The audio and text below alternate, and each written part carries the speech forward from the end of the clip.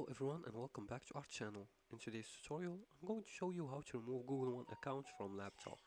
Want to completely remove your Google One account from your laptop, here's how to sign out and delete it from your whole system. Just follow these few simple steps. The first step is to sign out from Google account, and to do that, just open any Google service like Gmail or Drive.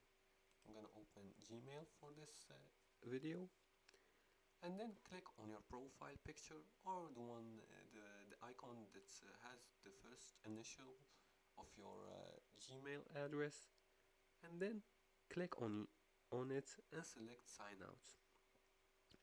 The second step is to remove the account from Windows or Mac.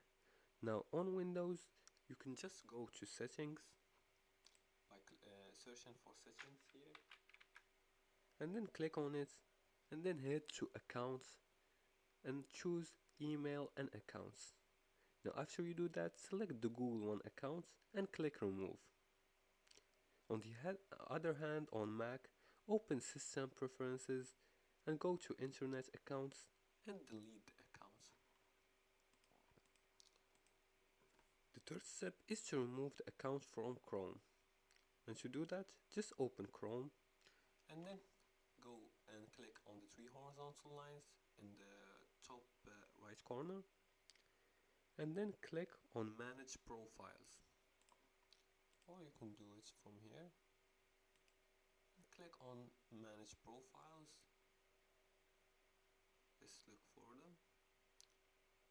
You can go to settings and then click on manage profiles and delete the Google One account profile. The fourth and final step is to clear the saved data, and to do that, just open the Google accounts page and remove the device from the list. Removing an account doesn't delete Google One storage, you need to cancel the plan separately. And if you're using a work account, ask your admin for removal.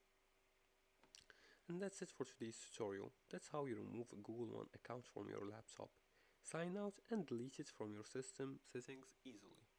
If you like this video and found it helpful, please like and subscribe, and feel free to leave a comment below the video if you have further more questions about this topic.